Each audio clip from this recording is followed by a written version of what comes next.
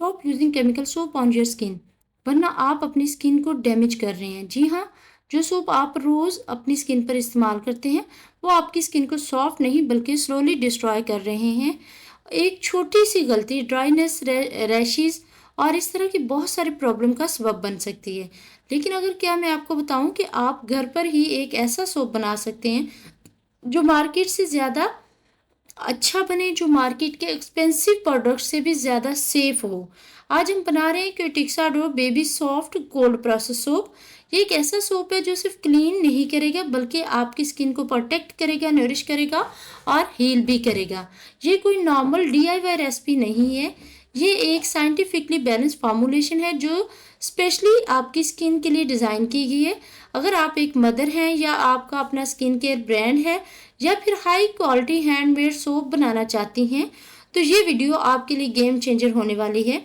मैं आपको सिर्फ रेसिपी नहीं सिखाऊंगी बल्कि हर इंग्रेडिएंट्स के साइंस, उसका रोल और उसका इफेक्ट भी एक्सप्लेन करूंगी ताकि आप ब्लाइंडली फॉलो ना करें बल्कि एक प्रोफेशनल फार्मूलेटर की तरह समझकर काम करें।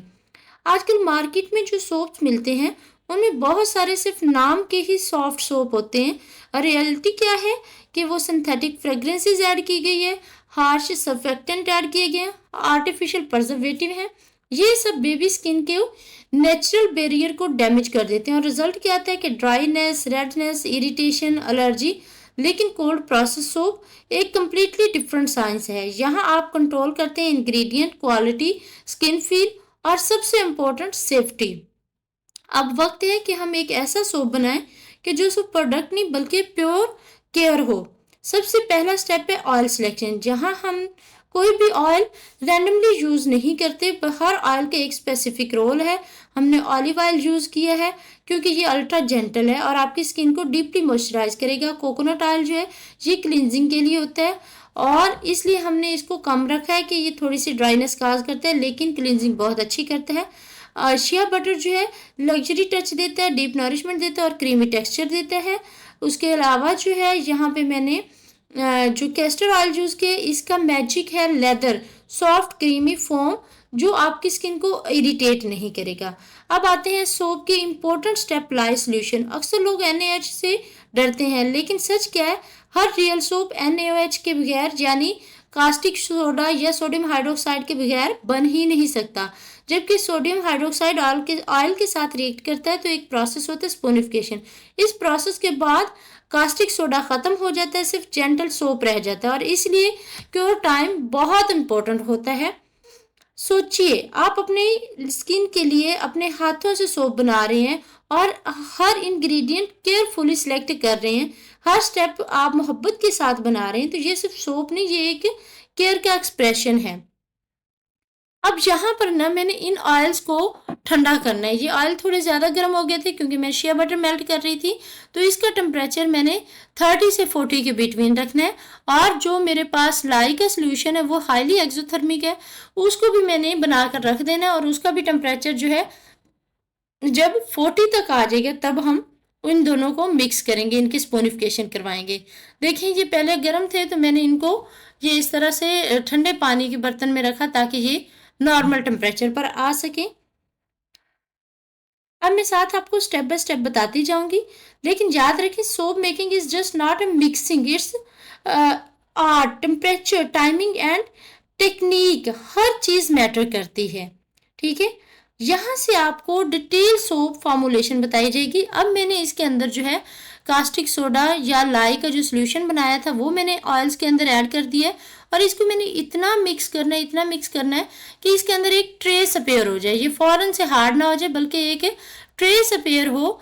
इस ट्रेस के बाद जो है ना ये जो जैसे अब ये ट्रेस अपेयर हुई है, इसका टेम्परेचर कम है। अब इसमें मैं सारी चीज़ें जो इंग्रेडिएंट्स आपकी स्किन को सॉफ्ट करेंगे मैं वो सारी चीज़ें ऐड कर रही हूँ।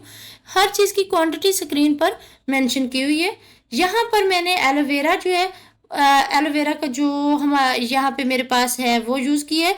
इसके बाद मैंने एलोवेरा जेल के बाद मैंने मिल्क प्रोटीन ऐड की है, वो भी मैंने 2 ग्राम ऐड की है। मैंने जब बहुत ज़्यादा मिकदार में अगर हम ऐड करेंगे तो बहुत ही सॉफ्ट किस्म का सोप हो जाएगा।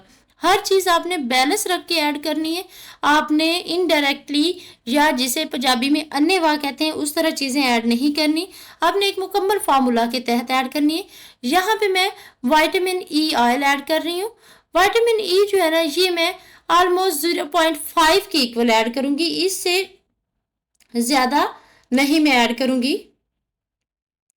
क्योंकि इससे ज़्यादा अगर हम ऐड करेंगे तो ये जो है वो हमारे सोप को बहुत ही सॉफ्ट कर देगा।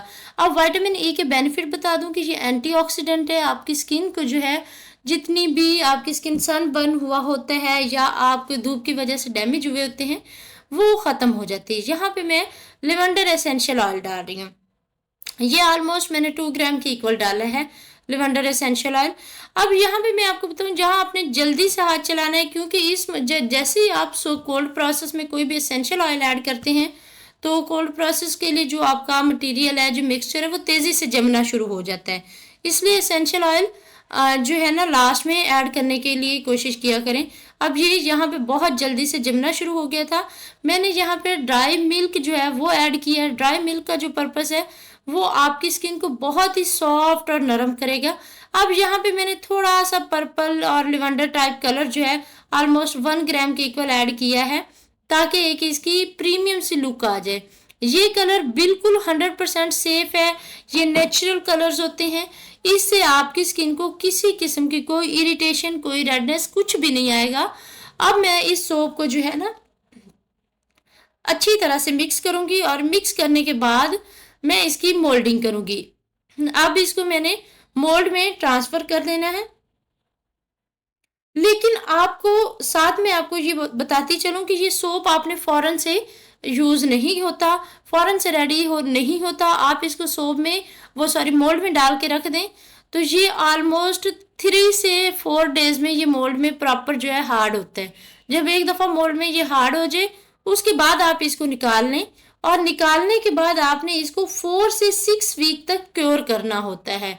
कि आप इसको बनाते फौरी नहीं यूज़ कर सकते, आपको 4 से 6 वीक तक क्योर करना होता है। यही साइंस है इस सोप की कि ये नेचुरली क्योर होता है, इसका पानी आहिस्ता आहिस्ता एवेपोरेट होता है और फाइनल हमारे पास एक बहुत ही अच्छा, माइल्ड और बहुत ही जेंटल किस्म का एक सोप जो है वो रेडी हो जाता है। जब ये सोप क्योर होकर रेडी हो जाएगा तो आप खुद डिफरेंस फील करेंगे एक आम मार्केट वाले सोप में और ये क्यूटिक्साडोर का जो बेबी सोप है। नेक्स्ट पार्ट में हम आपको दिखाएंगे कि आप इस सोप के रिजल्ट किस तरह से हैं। अगर मैं इसकी सेकंड पार्ट की वीडियो बनाई तो वो इंशाल्लाह मैं ज़रूर आपको इसके रिजल्ट्स भी शेयर करूंगी। लेकिन इसके अब तक जिन लोगों ने यूज़ किया है या मैंने पर्सनल यूज़ किया, इसके रिजल्ट्स बहुत अच्छे अमेजिंग थे। Thank you so much for watching. अल्लाह हाफिज़।